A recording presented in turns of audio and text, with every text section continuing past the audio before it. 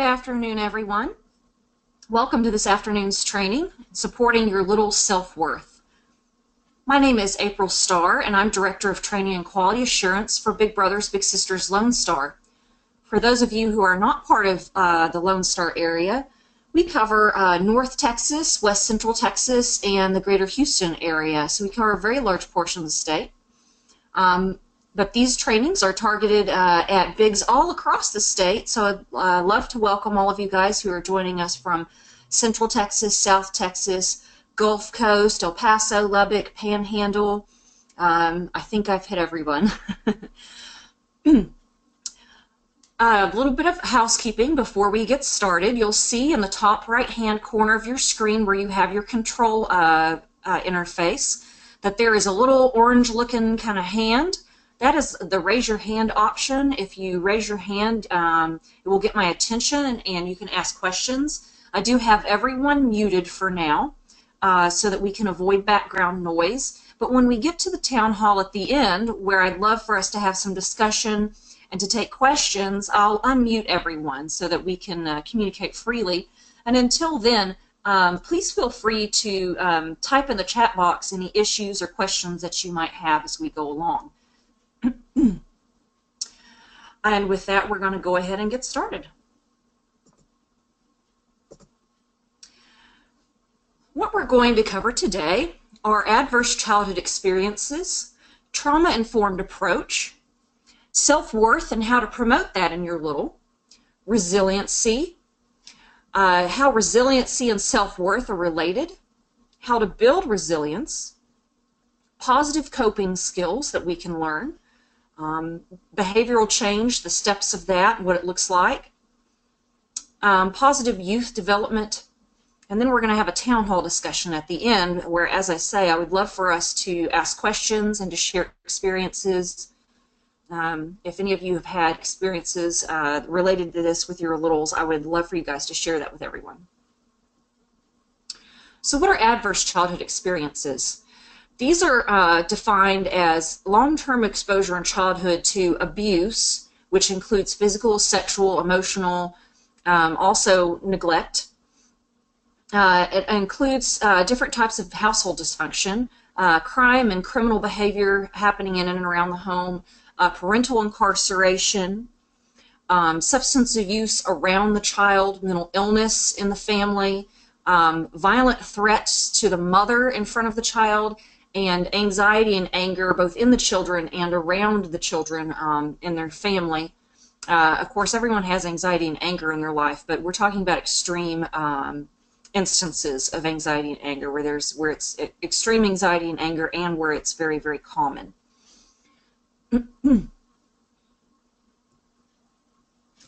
So how do we know about ACEs? So in the mid-90s, about 1997, a study was published as a partnership between Kaiser and the CDC. They identified those ACEs that I listed below. Those were the first 10. They've identified many more since then. The study is ongoing. It's still ongoing.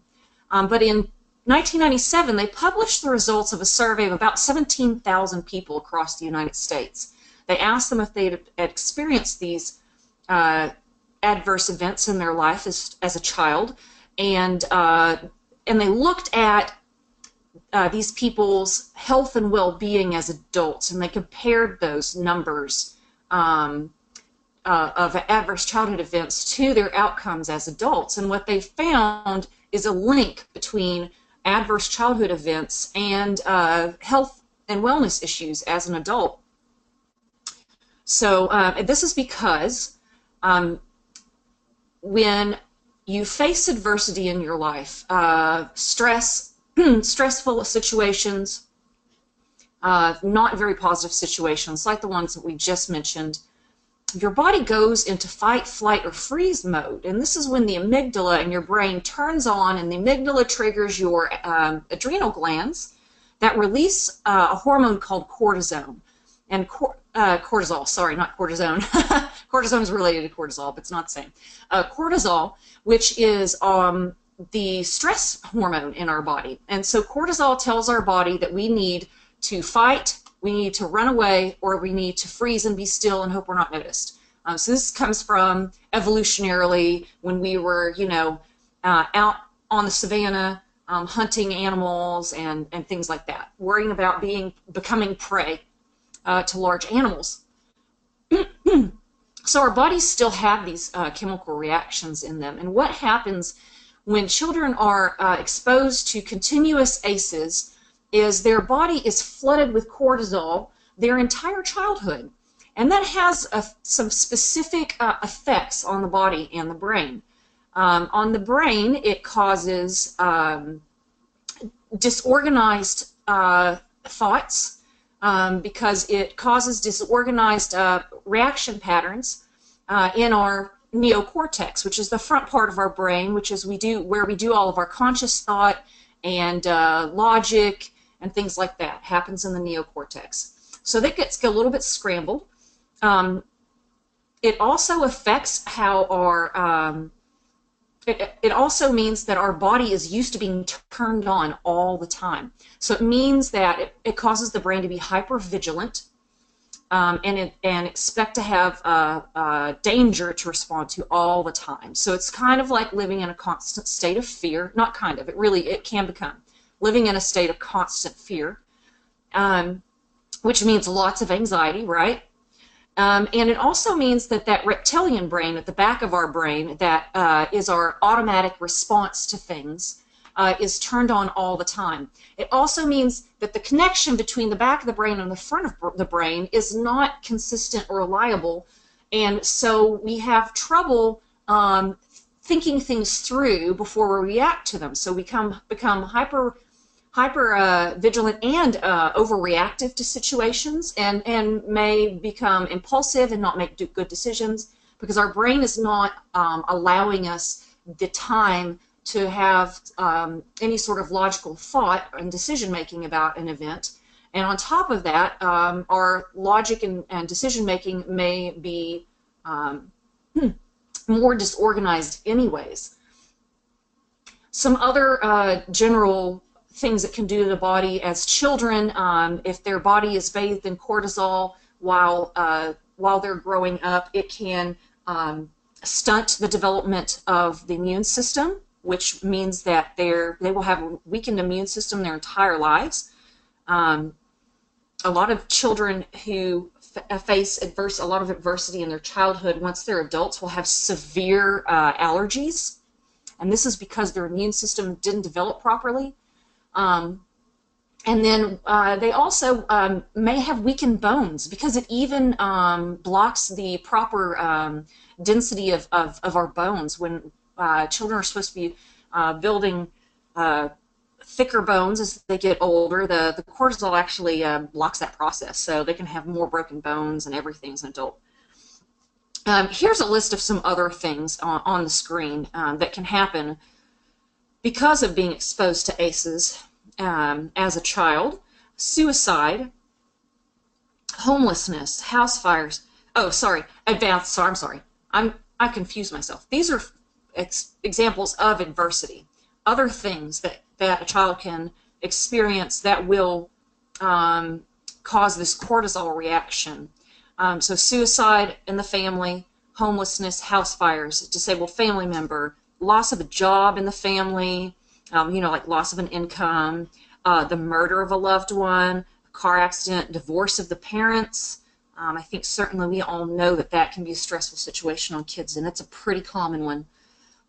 Poverty, disease and famine, natural disasters. I mean, think about these kids that were in Rowlett and Garland at Christmas time this year that had their houses destroyed by tornadoes. I mean, what a stressful time for those kids. Death of a loved one, if they move on the regular, and there's some others that we've already talked about. So it causes adult morbidity, which means illness, and mortality. These people generally do not live as long as others, and that's because they experience ischemic heart disease, cancer, chronic lung disease, more skeletal fractures. and less disease in life, yeah, all kinds of um, physical illness problems. Also, their quality of life tends to be less because they are less adaptive than healthy, average healthy adults. And they also tend to utilize healthcare less. They reach out for help less, which just compounds the issue. They also tend to have more drug, alcohol abuse, depression, and other mental illnesses, and suicide. And we call this the cortisol effect.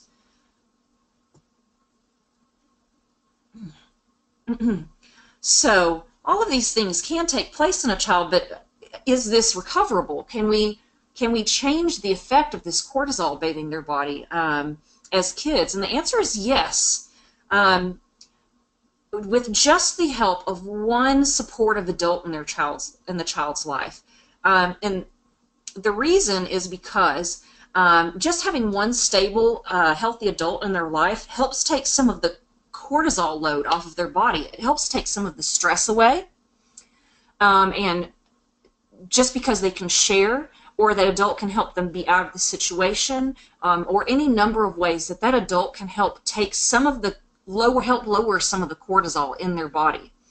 And why we say it's sharing the cortisol load is because then very often that adult has a little bit of stress in their life dealing with the situation.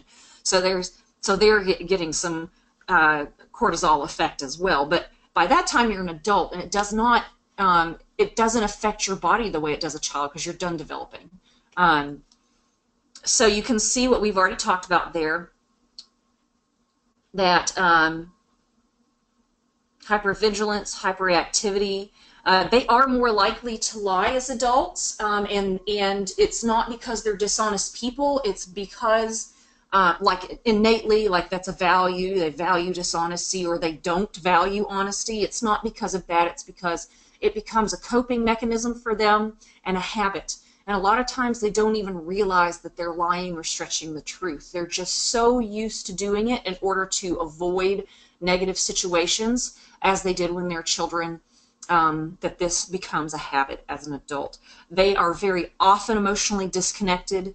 They don't communicate well. They have trouble sharing themselves emotionally with others. They have trouble maintaining intimate relationships.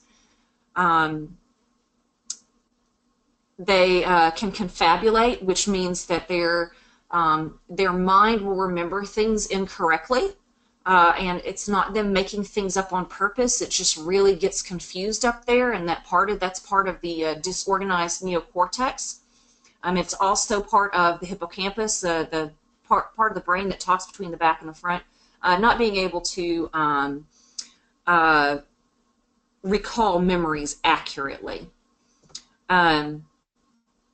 Also because of the disorganization in the brain, the recall, it can affect the memory both on the recall side of it and on the storage side of it. So they may not even retain the memory appropriately in the first place, just because they have trouble building that structure in the brain because of the disorganization. And they also have a tendency to have an overactive imagination, because children who are facing adversity use escapism. And we all know that children live in a lot more world of fantasy than adults anyways. This is one of the really great things that we enjoy about kids, right? But they can use that as a coping mechanism. So they start playing pretend to not have to face the bad things in their life that they're facing, to just get a break emotionally. It helps them turn that cortisol reaction down some, at least for a little while, and maybe relieve some anxiety. It helps give them hope. And what that means as adults is that they very often don't have an accurate idea in their mind of reality. They don't understand normal very well. They don't have, or what most people see as normal. They really don't understand what that's supposed to look like. They haven't seen normal as much around themselves as children, so they don't have great examples. And then on top of that, they have this fantastical thinking. They very often, as adults, think that they're special. People can see this as them being entitled. It's not really being entitled, because these people truly have very low self-esteem and self-worth. So they don't think they deserve much. They just have very magical thinking about who they are. For example, they may think that they heal faster than other people. Oh, well, I can go do stupid stuff like adrenaline junkie stuff that most people wouldn't go do, because if I get hurt, I'm going to heal super fast. Or they may think, I'm going to be a superstar, and they'll like just think this their whole life and never really set appropriate goals in their life, because they're like, I'm special and I'm meant to be a superstar. And so that can be, I mean, it's good to have high goals, but at some point when you're, say, 35 or 40 and you're still not a superstar and you really don't have any realistic goals for yourself at that point besides, I'm going to get discovered and be a superstar, well, I mean, that just doesn't lend itself to a very successful, productive life, does it? So, so this is the kind of issues that they face from ACEs as a kid. So trauma-informed approach is, so when we talk about ACEs, ACEs cause trauma of some sort. Trauma is what triggers the cortisol effect. So it's not just what we think about normally as traumas, like getting attacked or being in war or anything like that. There are a lot of things in our life that can be traumatic. Certainly abuse and neglect can be traumatic.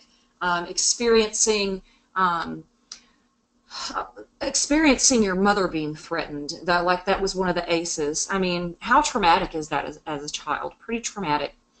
When we interact with people, it's really important for us to keep in mind that in the general population, it's estimated in the general population that about 85% of us have experienced trauma, serious trauma at some point in our life. And when I say trauma, I mean like emotional trauma. That's a lot. That's a whole lot. So that means chances are when you run across someone, they've experienced emotional trauma in their life at some point. When we talk about people who are in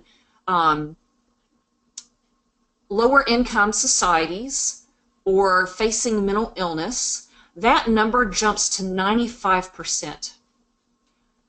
Take that in for a second. That's a lot. That's almost everyone. And quite honestly, researchers believe that that number is low. They really believe that should be 100%. It's just, you know, people don't always respond honestly in research surveys and such. There's always margin for error, which is usually set at 5%. So there you go. But it's very important to keep this in mind when we interact with people, and certainly when you're interacting with your littles and their parent or guardian. Not always, but very often, you're going to be interacting with someone who is in a lower income society. And they can also be someone who's struggling with mental illness, both the child or the parent or guardian. And so when you take that into account, it's really important to remember that it's entirely possible that your little has experienced emotional trauma in their life. Oh, can I repeat the statistics again? Yes. So, so the statistic is for the general population, the research shows that 85% of the general population has been exposed to emotional trauma in their life. When you look at someone who is what we would call facing adversity, so someone who comes from a low-income, high-risk society, and someone who is experiencing mental illness, those two populations, when they look at those, they look at those separately, of course, but each of them have about the same statistic. It's about 95% are found to have experienced emotional trauma in their life. So, yeah, it's a lot. So, what does this mean for trauma, so to have a trauma-informed approach? What does this mean? This means that we want to remember that our littles and their families have experienced trauma. We want to keep in mind that things can trigger them that we might not understand or anticipate. And we also need to keep in mind that that means that their reactions are going to be hypervigilant, hyperreactive because of the cortisol effect that we've just discussed. And it's really important to keep that in mind. And what keeping it in mind does is it allows us to respond in a caring and understanding manner, which is something they very much need. It can alleviate some of your frustration with their behavior because it helps bring some understanding to it. And it can really help you to interact with them in a much healthier and constructive way. So many of our littles experience trauma within their families and their communities because, like I said, they come from high-risk, low-income areas, not all the time, but very often. Our children are facing situations where they feel lonely, fearful, and vulnerable because of their family circumstances or the community circumstances. When they face trauma, these children are less likely to seek treatment because very often the cultures they come from are less likely to seek treatment. And so it's important to understand this impact of trauma from the ACEs on the brain and their behavior, and just keep that in mind. So, self-worth. We're talking about building self-worth today, so let's talk a little bit about actually what that is. Self-worth is a person's innate sense of value.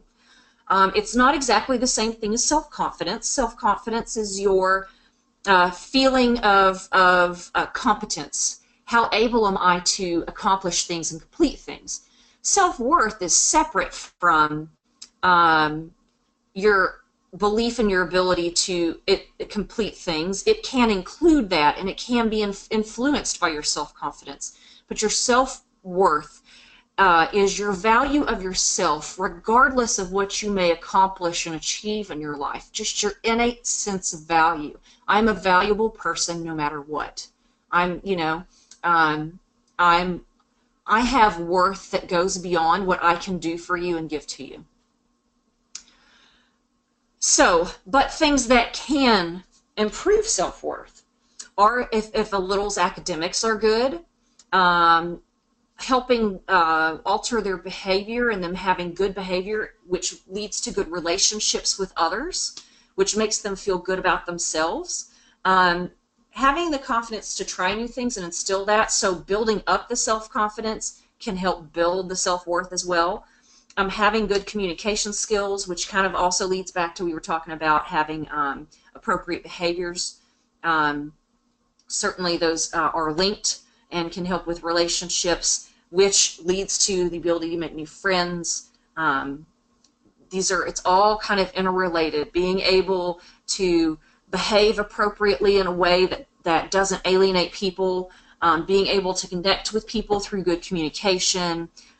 It's really, really all about the more connections they make with people that they can value, the more they value themselves. So what are some things that you can do to help instill self-worth in your little? You can model self-confidence and self-worth in yourself.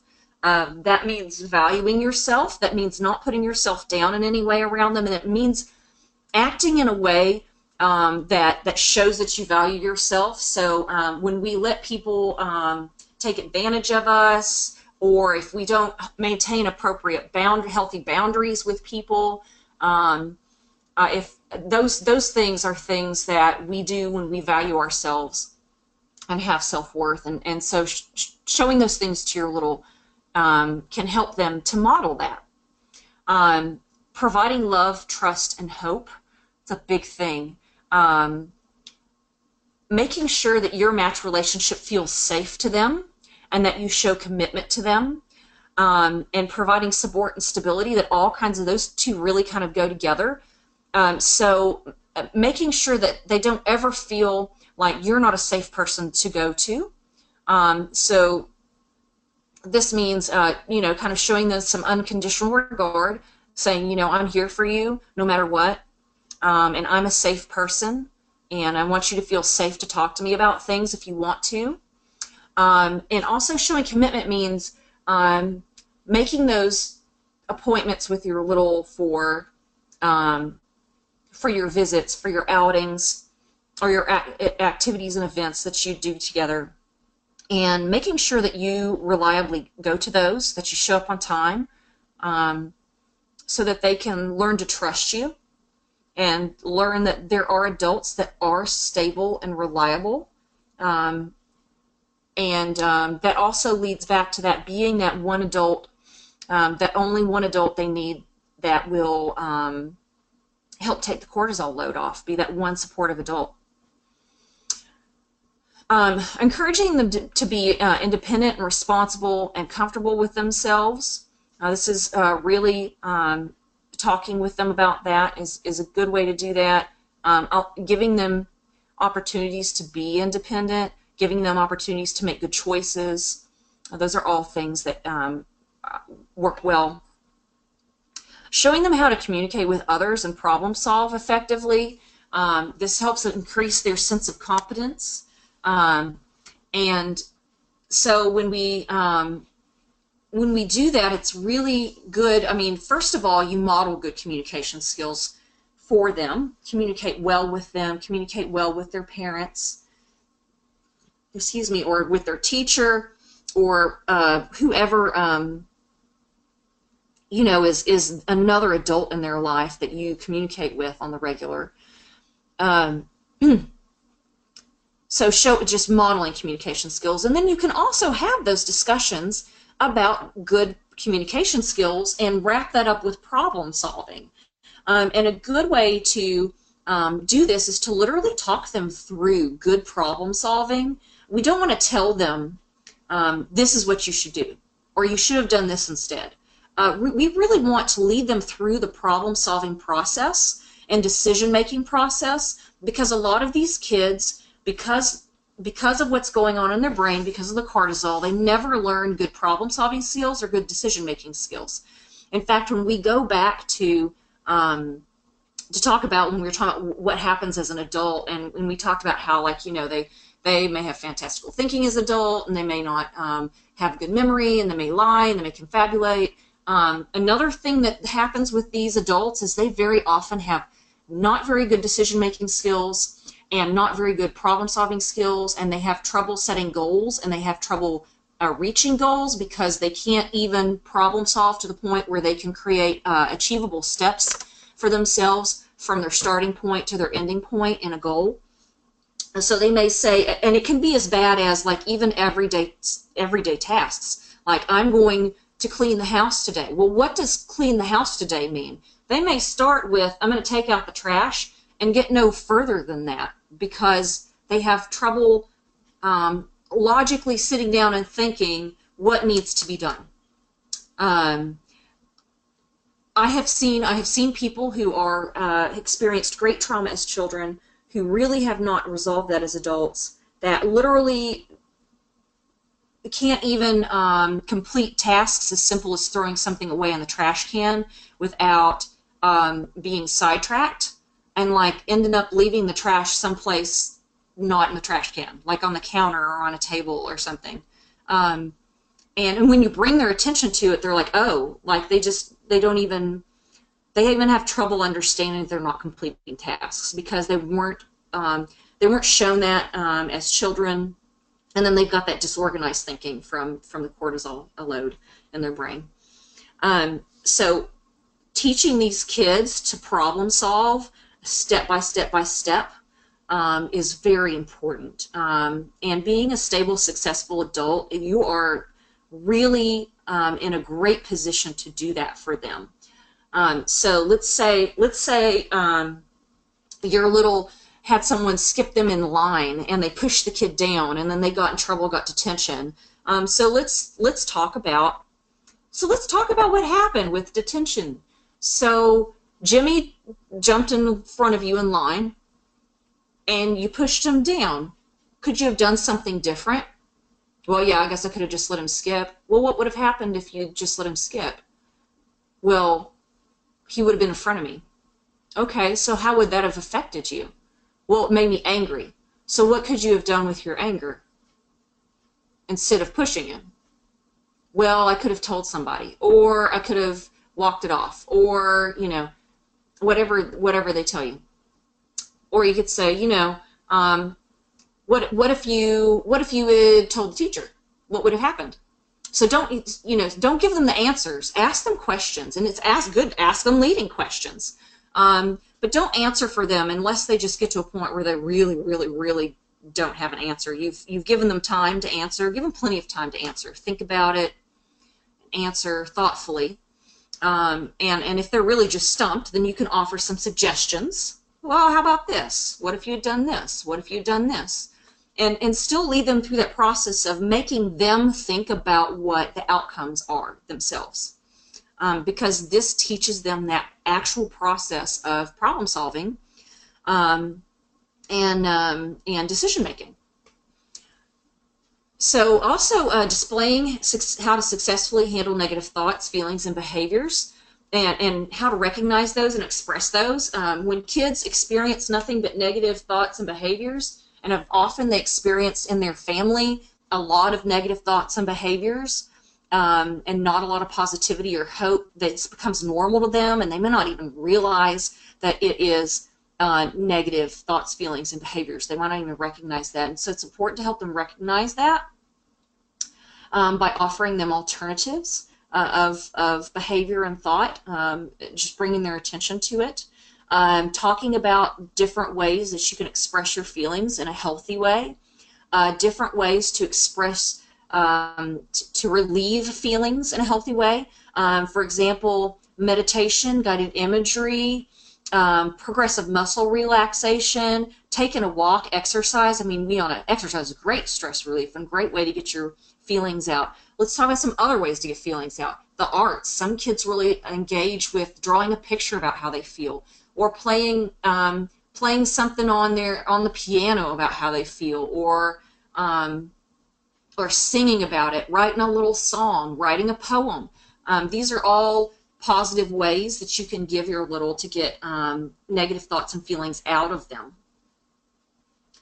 And also encouraging them to explore and try new things, because this helps them to feel, this helps with the competence part, where they feel like when they try new things, it kind of helps allay that fear of trying new things, and maybe that belief that they can't succeed at something different. And the more you experience new things and try new things, the more you'll be successful, just naturally. So it's really setting them up to have better thoughts around that. So resiliency. What is resiliency? It's the human capacity to face, overcome, and be strengthened by, or even transformed by, adversities in our life. Resiliency is something that we talk about in child development, that's very important to instill in children, not only to help them recover from adverse events, it also helps keep them from experiencing them as much in the first place. Some of these adverse events happen to be victimization situations, where someone sees the child as a target for whatever they may be happening to do, selling drugs to them, abusing them. When they see a child who's struggling, they see them as an easy target. So it just makes them, it's like a vicious cycle. It just makes them more prone to have these things in the first place, which actually goes back to a point about the ACE study, where they discovered with the ACE study that anybody who identified one ACE was actually very likely to have multiple ACEs throughout their childhood. So people don't generally just experience one type of adversity. If they're experiencing adversity in childhood, they're experiencing a lot of it, and all kinds of different types. So resiliency helps determine our self-perception and how we interact with others and how we react to adversity,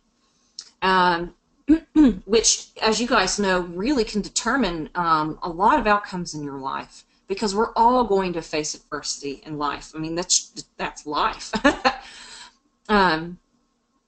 So it helps set a mindset that aids in survival, and really sets a positive mindset.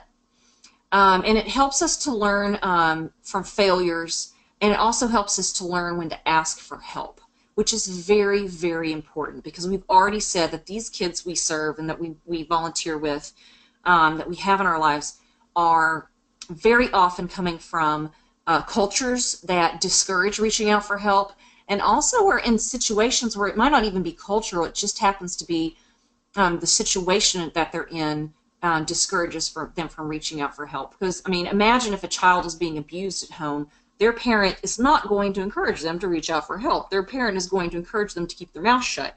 So these are things that these kids face. They learn to be quiet and keep it within, and we want to help them learn not to be like that. So there's a couple of models of resiliency that have been created by like physicians and psychologists who study child maltreatment and child development. And this first one is the model of the three sources model. And so it's talking about the three places that resiliency come from, thought-wise, from inside of a person, specifically from kids. So there's the I have, the I am, and the I can. So the I have is talking about like resources. The I am is talking about how they feel about themselves internally, the self-worth, and how that affects how they interact and everything. And then the I can is kind of the self-confidence portion of it. So I have people around me who I trust, people who set limits for me, teach them how to set limits and how to stay within those limits, because a lot of these kids don't learn that, you know, in their homes. They need to learn limits, because knowing our limits helps us avoid failure, right? I mean, if you know you can't do something on your own and you're going to fail, then you reach out for help and you end up being successful with the help. So learning to set limits and know your limits is important with these kids. People who show me how to do things by the way they do things. So having role models and mentors, people who want to learn, people who want me to learn to do things on my own, and people who, when they need help, are there, whatever that help may be. I am a person that people can like and love. I'm glad to do nice things for others, which means, you know, they have a sense of altruism, a sense of respect for themselves, which leads to respect for others, being responsible for what they do, and being sure that things will be all right, so that sense of hope inside of themselves. I can talk to others about things. I can find ways to problem solve. I can control myself when I feel like things are not going right with me. I can figure out when it's a good time to talk or a good action to take, and I can find someone to help me when I need it. So you can see that one's very much about kind of your self-confidence and your ability to do things. And then there's the 7 C's model of resiliency, talking about that resiliency is made up of confidence, so feeling like they can accomplish things, they do have abilities. Competence, so confidence is feeling trust in themselves, that they do have abilities. Competence is specifically feeling that they can accomplish things because of their confidence. Connection, feeling connected to that one adult in their life, that's all they need. That connection is just one. That's what all the studies have shown. Character, so understanding what's valuable to them and understanding right or wrong, knowing what they value and being able to make decisions based upon what they value. Contribution, so feeling like they really have an ability to impact the world around them in a positive way. Learning coping, so having positive coping skills. And control, which means learning responsibility for themselves, gaining some discipline and some self-control, which you guys can help by helping them learn to set boundaries and learn limits. Resiliency can differ by culture. Some cultures see resiliency a little bit different than the what I would call the medical psychological models that we've just gone through. They're really the two models we've just gone through are research-based models, evidence-based models. So the models from cultures are generally not evidence-based, but they can be, some cultures really value faith in fostering resiliency. Some cultures really believe that resiliency comes very strongly from problem solving. Some believe that facing adversity involves a lot of punishment and guilt, or discipline and reconciliation. Like that process of discipline and reconciliation is very important for them in getting past adversity. Or that children must be dependent on others for help. So some cultures really believe that the child should not have their own innate sense of worth yet, that's not their place yet, that when they're adults they can do that, but as children the adults around them need to handle their situations.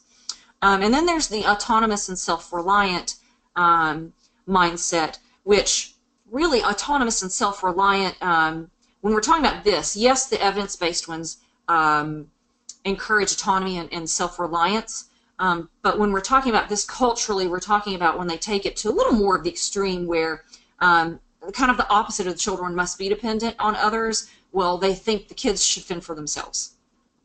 You know, oh, they fell off the cliff, they'll pick themselves up and dust themselves off, they'll get through it.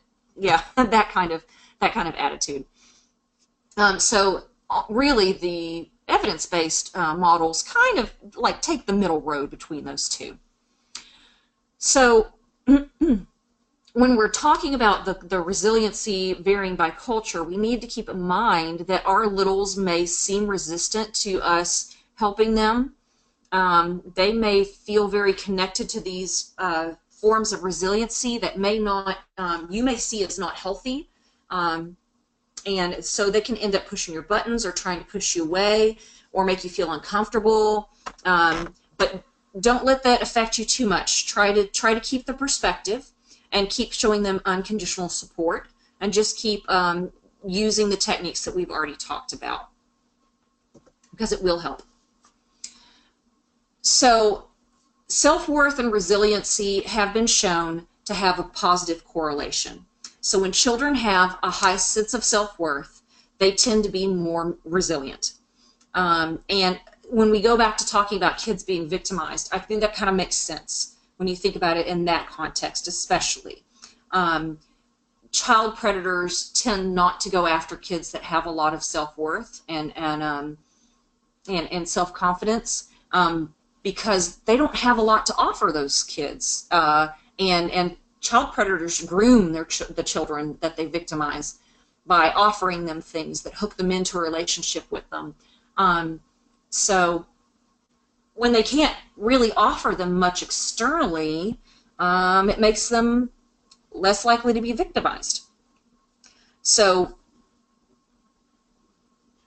in the context of this training, we're talking about supporting the self-worth to really improve the resiliency of the children that are in our lives.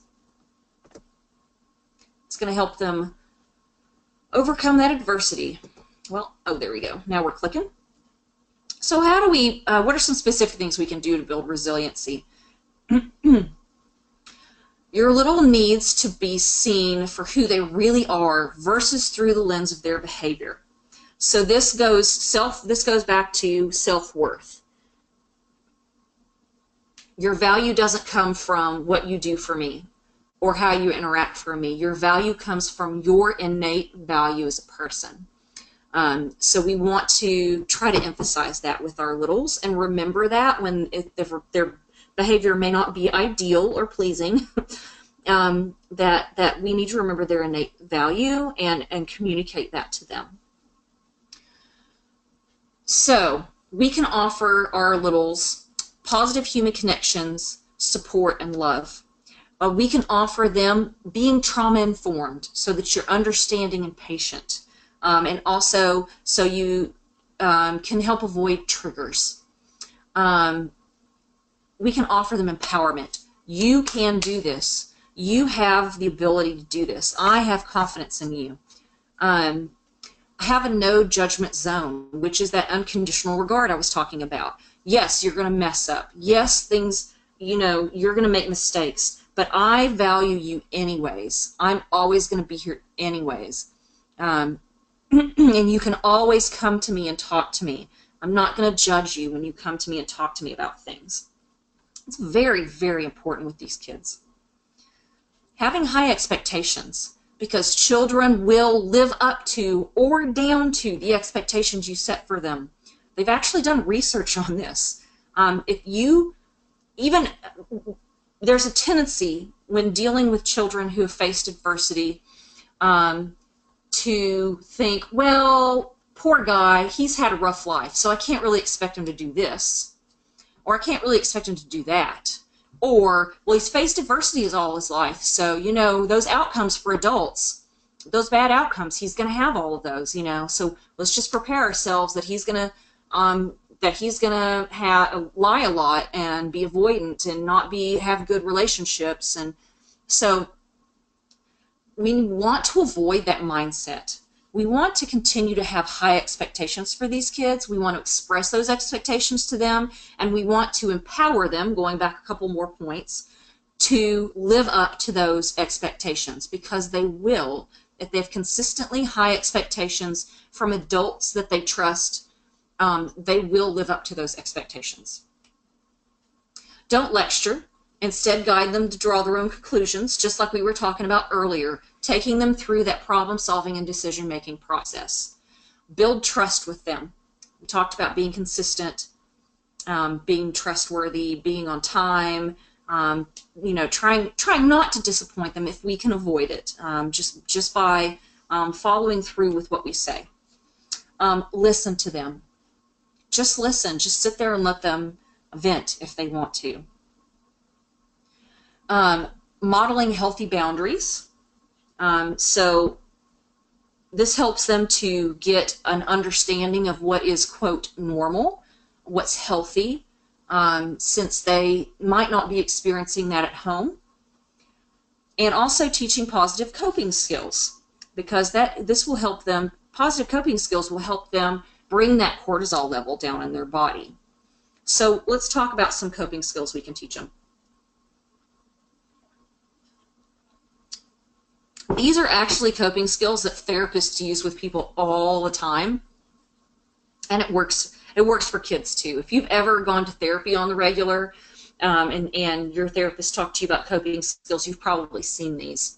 At least some of them, if not all of them. Make the problem manageable. So this is maintaining perspective. We call this the mountain molehill effect.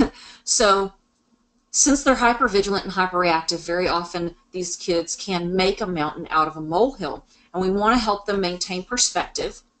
Just like when I was talking about, well, I pushed Jimmy down because he skipped me in line. Okay, well, so he skipped you in line. What if you just let him skip you in line? Well, I'd have been angry. What else? I mean, is the world going to end? Was it really that big a deal that there's one more person in front of you in line? No, it's not. It's not that big a deal. It's perspective. We don't want to dismiss them or their feelings, but we also want to offer them some perspective. How big of a deal would have this been to you really if you had one more person in line in front of you? How much would that really affect you? Are you going to remember it a week from now, a month from now, a year from now? Giving them some perspective like that. Active avoidance, so choosing our fights. Because they tend to be hyperreactive, they're gonna want to react to everything. And it's like running against a brick wall over and over again until you fall down. They're going to exhaust themselves. We all know that there are situations in our lives that we cannot alter, that we can't necessarily avoid, and that we just have to kind of accept and deal with and move on. So picking teaching them to pick their fights is important, because then that helps them on the next one conserve energy. Conserve energy. So letting things go and actively avoiding are similar concepts, but slightly different. So active avoidance is there a way you can just avoid the situation that is causing the stress? Can you just do something differently? The letting some things go means you don't avoid the situation, but you just try not to let it bother you. You just deal with it and move on. And both of these things allow us to conserve energy so that we have enough emotional energy to deal with the things that really do matter to us. We really do need to stand our ground and find a good resolution and kind of use that emotional energy to problem solve and all of that. Exercise, especially aerobic exercise, helps reduce the stress hormones physically in our body. It's fantastic for mood. The most recent studies for the past 5 or 6 years on depression and anxiety have shown that regular exercise actually helps more to relieve mild to moderate depression and anxiety than any of the medications do. Coupled with therapy, the outcomes for depression and anxiety go through the roof compared to medications.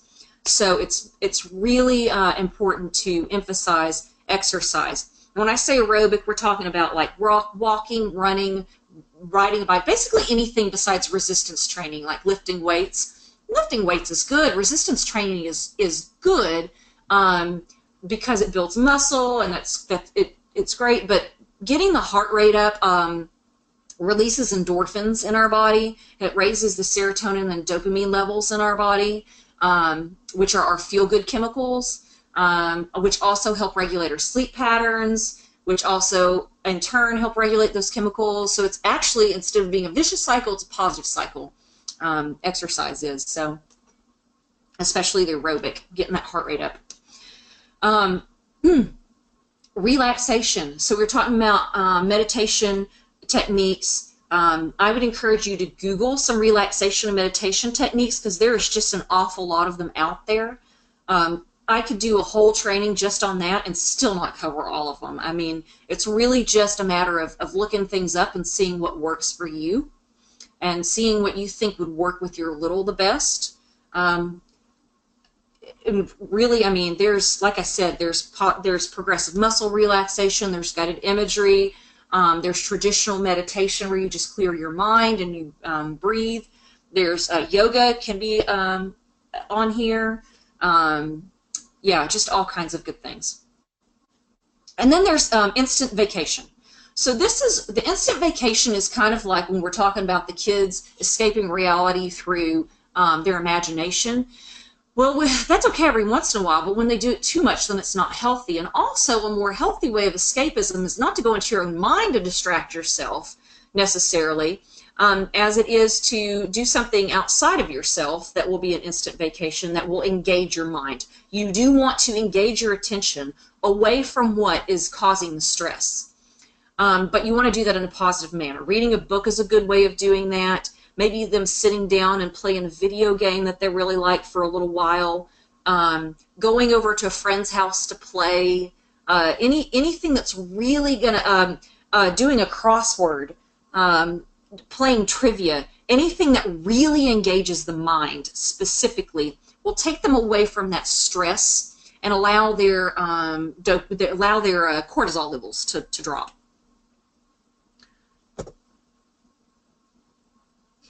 So it's really important to empower our littles to understand that they can communicate effectively, that they do have the ability to talk to others about things that frighten them or bother them, that they can problem solve. They have that ability. That they can manage their feelings and impulses. That's possible. That they can determine the temperament of themselves. They have that control.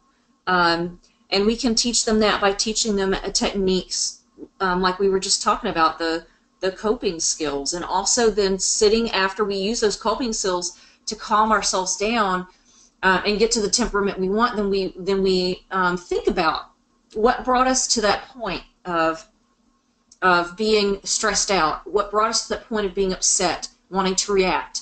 How can we deal with that in the future? How can we identify it in the future? How can we avoid it in the future?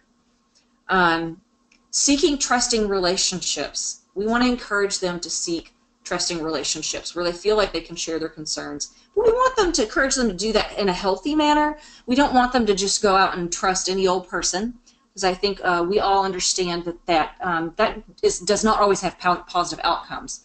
We want to teach them to seek out healthy people in their lives to have trusting relationships with. So this all comes down to helping them do some behavioral change, right? The behavioral, this is all, it's even thought behavior. So people think of behavioral change as like discipline, disciplining a child, making a child behave correctly or appropriately or a healthy way. But thoughts are also behaviors, or just thought behaviors. They're not physical behaviors. They're behaviors in the mind. So all of helping our kids reach self-worth, gain some self-worth, and gain resiliency and gain self-confidence is changing thought behaviors. And also changing the thought behaviors will change their physical behaviors, their social behaviors. So it's important to be aware of the 5 steps of behavioral change so that you don't get frustrated and you can kind of monitor where they are and kind of help them. So awareness of the problem, awareness that there is a problem in the first place, or that there's a need for change in some way. Then they have to be motivated to change. So there has to be some negative consequences in their life, some negative things in their life that are making them go, yeah, it's to a point that this needs to happen, this needs to change. Or they need to be able to see the positive outcomes that will come from it to give them the motivation to actually do the change, because change is hard. So if you don't have the motivation, it's not going to happen. I think we all know this.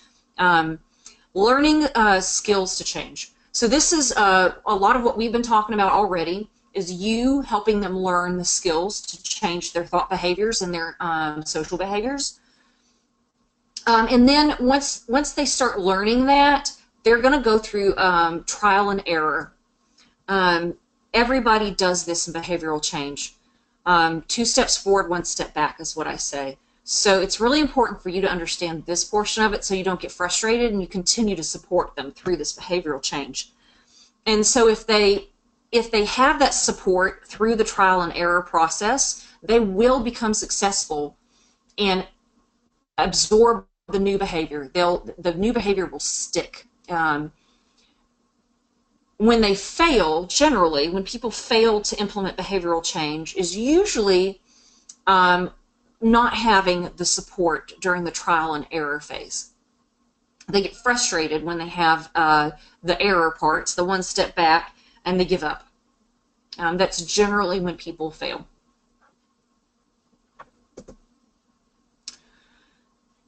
So what can you do to promote behavioral change? So you can model resiliency behaviors when you face challenges and conflicts and things in your life, and you can share with your little how you face those. You can model courage, confidence, optimism, and self-esteem, all these, the thought behaviors you want them to have. You need to balance giving them help with encouraging them to be independent in stressful situations. So we're talking about that balanced approach of resiliency that I mentioned earlier. You want to empower them to be able to do things on their own, but you also don't want to leave them out there to drown, because they are learning new things, so they're still going to need support. Accepting their errors and their failures while providing guidance towards improvement. So you want to tell them, yeah, you screwed up, but it's okay, and how can we do this better next time? Model the consistent behaviors that communicate values and rules that they want to learn, including the resiliency factors that we talked about. So modeling all of these factors that we've talked about in resiliency, having good values, having good boundaries on yourself, having good rules, good self-control. All of these are things that you can model to help them change in those ways as well. Make sure you praise their accomplishments, and when they show the desired thought behavior or social behavior, make sure that you point it out and you encourage them and you praise them, because positive reinforcement is very, very important. Encourage them to communicate with you. You want them to have appropriate expectations of things to avoid frustration. You want them to share their feelings to help with the coping. You want them to know that they can come to you. This is all helping with like the cortisol load and minimizing the cortisol effect on them. And being able to encourage, being able to communicate well will also help them to have self-confidence and will lead to more self-worth.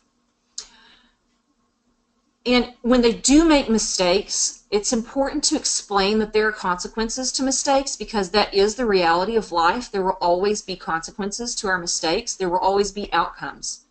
And often they will be negative outcomes for mistakes.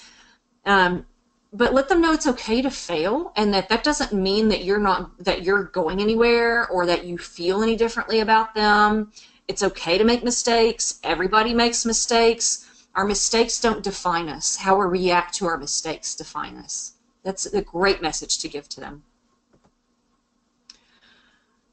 So things that you can practice with your little, so you can sit down and kind of ask these questions, come up with a hypothetical situation that you think might be helpful that your little understand and kind of relate to, or you can use a situation that they've already talked to you about in their life. So in this situation, what would you do? How would you feel about it? What are some of the pros and cons of the situation? How do you put a stop to a bad situation that really needs to just stop? So maybe those more extreme situations. Is there a better option to react that would give you better results than what you said initially? And you're going to circle this around all again over, and how would that make you feel? What are some of the pros and the cons of that? And then what coping skills could they use? So if you're in this situation and you're doing all of these things and you're acting in this way, you're still going to feel stressed. So how can we lower your stress? How are you going to cope? What are the coping skills that would work best for you in this kind of situation? So working through hypothetical situations like that with your little is very helpful, because it allows them to practice the new thought behaviors and the new social behaviors in a safe environment with you, and without them being under the cortisol stress load. So when we're under stress, we don't react as well. Nobody does. And it's certainly true for them. It's hard for them to stop and remember to practice these new thought behaviors and social behaviors when they're actually in a stressful situation. So the more they get to practice it in a safe, calm environment with somebody they trust, the more likely they're going to be able to implement and practice, do the 2 steps forward and the 1 step back in real life situations and be successful at it. So now we're going to start our town hall. I'm going to turn everybody's mics on.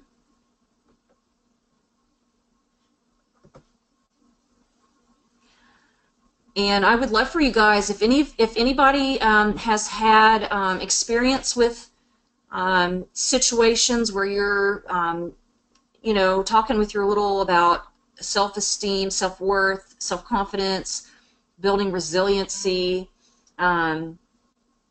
I'd love to hear from you guys. And questions are also welcome, of course. Well, this is Leah. I'm match support and program coordinator here in Lubbock. Can you hear me? I can. Okay, good. I was on a headset, so I'm not sure. I was just going to say, when you were talking about modeling thought processes at the beginning of the call. It's also good, or I found it beneficial, to talk to the littles about worst case scenarios too. Oh, Just yeah. because, like, we had a little who got in trouble for hitting another girl who was picking on her. Mm-hmm. And I'm like, but what could have happened? And Yeah. she's like, oh, I don't know, I could have gotten in trouble. And I was like, yeah, but how much trouble could you have gotten in? She could have filed assault charges, Yeah. like, because you hit her first. Oh, and and the other thing about that too is I mean, she could have really hurt the child in a right. Yeah. Oh no, that's a great thought, Leah. You definitely need to talk about worst case scenarios, and if they don't go there, you need to go there with them, because they're thinking, oh, I'm just hitting this girl, she's going to know that I mean business, and it's going to be over, or guy, or whatever. But it can have life altering things. Like, there was a fight here in Lubbock a few years ago where one boy, they were fighting in the parking lot of the movie theater, and one boy hit the other boy and hit him just at the right time, and it stopped his heart, and he died. Oh. They were just punching each other. So that guy has now killed another person from just punching someone. Because there's like some weird thing about if it's like you punch somebody in the chest between heartbeats. Like, I mean, it has to be that split instant. But that could happen. I mean, it happens. It happened here in town. And I remember hearing it going, I can't believe that happened. But that 17 or 18-year-old kid's life is completely changed because of one impulsive thing. And we have to stress to our littles that impulse doesn't always, the impulse that they have is not necessarily the right impulse to have. Yep. And that there are worst case scenarios than just letting them know who's boss or whatever excuse they want. Absolutely. And that also goes back, that's a very, very good point, Leah. And that also goes back to that making the mountain out of the molehill, where you're showing them some perspective through that. Here's some perspective. You did that, and you think it seems like a small thing, but could have some very serious outcomes. And also, if you hadn't reacted that way, and you just let them, talk stuff about you, what's the worst thing that comes from that? But gaining perspective on having an alternative reaction to it as well. Sure. Thanks for speaking up. Does anybody else have anything they want to share or any questions they want to ask?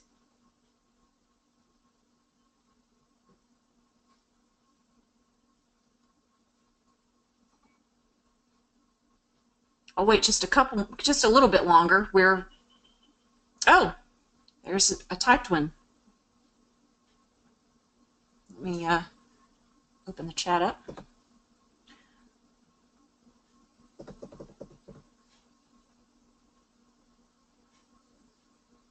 So Torian asks, what happens to children, specifically young men that grow up without their fathers?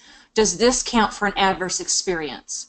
What are some ways to help young men that live without their fathers? And what lessons are they missing about adversity in life through male perspective? Oh, those are great questions. Okay, so I'm going to start with this, and if anybody has anything to add, please speak up.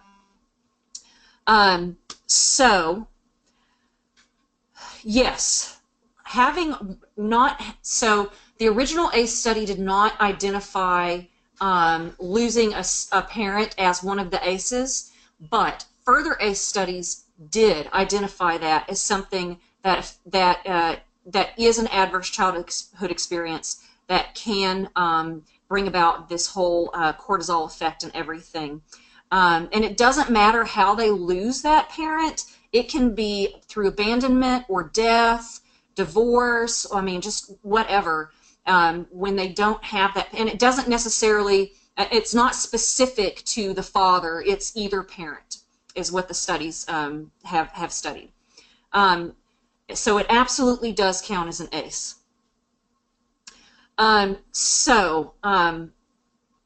Specifically with young men, so really what we're looking at, when we lose that parent, when we don't have two parents, so here's some things that happen because of it. Basically, it's like a trigger for other ACEs to happen.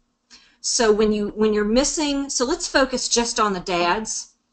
since you asked that. So let's think about what happens in the home of a single mom. They very often are facing poverty. Because they're facing poverty, they are very often living in areas where they see the drug use, where they see crime. Very often they may experience neglect because their mother is not around because she's trying to work all the time, in order to make up for that not having that second income. They may experience neglect because she doesn't have a lot of resources or family around to help with the children. It's also something that happens very often. And any time that children are left alone and neglected, they start they're very open to other forms of abuse. It puts them in a bad situation where they are, obviously they're not going to be very resilient because they don't have that parent there to foster that in them. And they're also going to, they're going to look like an easy target for someone who targets children. And I'm not just talking about sexual abuse. This is physical, emotional abuse. It doesn't matter. An easy target is an easy target for someone to take things out on a child. So some other situations that happen with that is then very often the mother might be dating and might bring someone into their life that is not positive. That's also possible. So they may experience that, seeing the mom threatened. Certainly they can experience that in a marriage with their parent there, but this is, the mother being in the situation where she's actively dating is going to bring more different men into the life than if she were, say, with the father and with one person. What are some ways to help young men that live without their fathers? So, number one, just being a stable, healthy, safe person in their life is a big help. If you are male and you can show them that, even better, because they may not have a lot of positive role models or experiences with men. And so we want to show them what, quote, normal is, because otherwise they won't have a, quote, normal idea of what a man is supposed to be in a child's life or within a family. So when you don't have that experience of normal, when you get to be an adult, well, you put yourself in unhealthy, not normal situations because you have no idea what healthy is supposed to look like. And so that's one way that it can affect them for sure. It's just not, once they're adults, then they can have issues with having healthy relationships because they may not have ever seen a healthy relationship as a child. They also might not understand what a responsible, healthy adult male looks like. So then, well, how do you know how to be? If you haven't seen it and you don't know you have anything to model, it's going to be a lot harder for you to be that as an adult.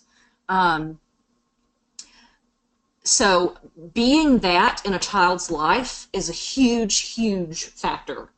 Just allowing them to see what healthy is.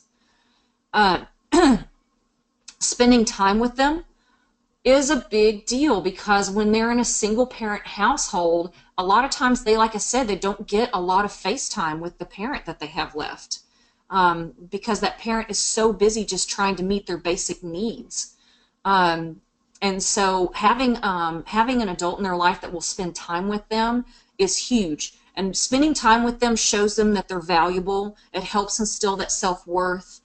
Even if you didn't address do any of these specific techniques that we've talked about or address these thought behaviors that we've talked about, even if you did nothing but spend positive time with that child, it's going to be a huge improvement for them just because knowing that an adult is taking time out of their life to spend with them instills self-worth in that child because they're worthy of your time and they're worthy of your attention. A lot of times these kids end up getting ignored and they just really don't feel like they matter much. And so showing them that they matter is a really big deal. Let's see, what lessons are they missing about adversity in life through the male perspective?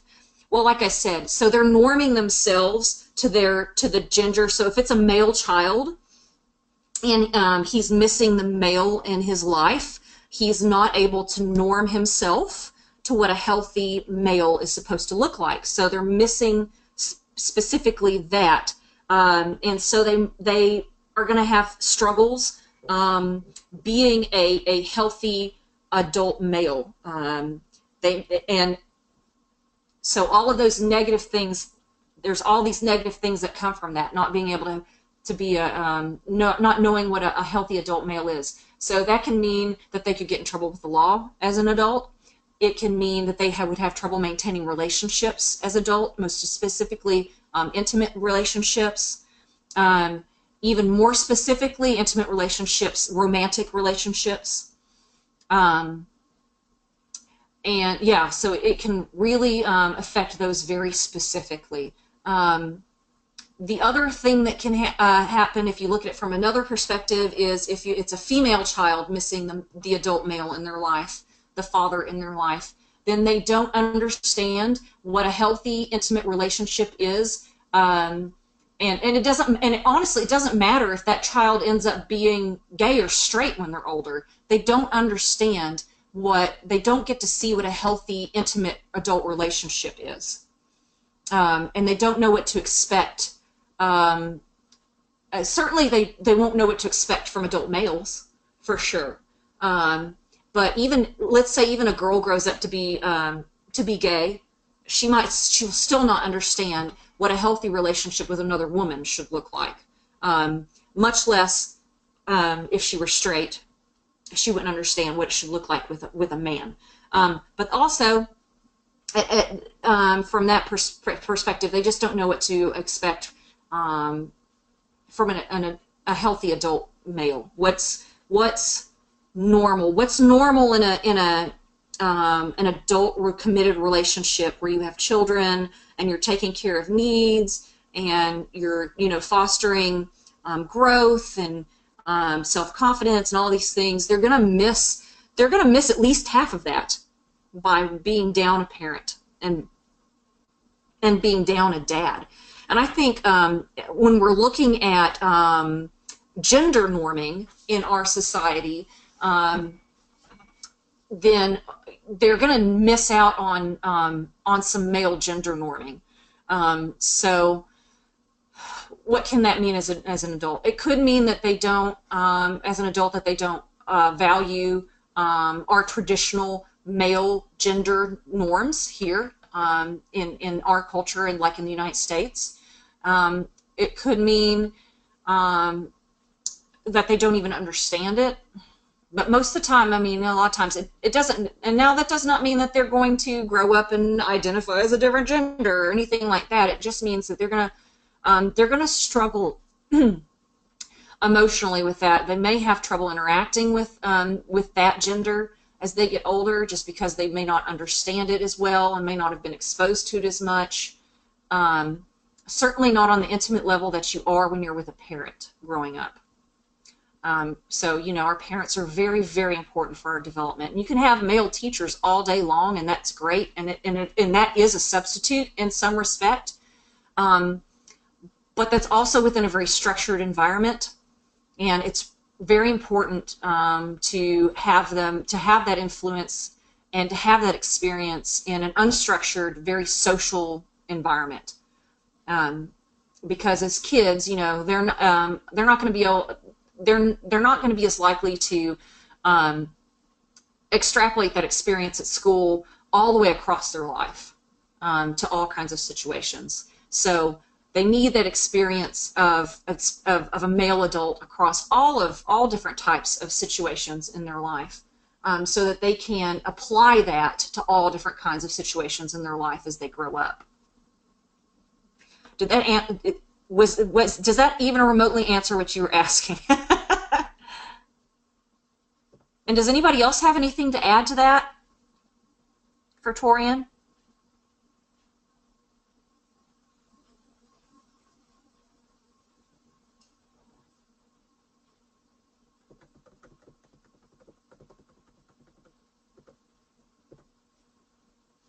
Okay. Well, we're overtime, but I'm happy about that because you guys really brought some great questions and some great perspectives up.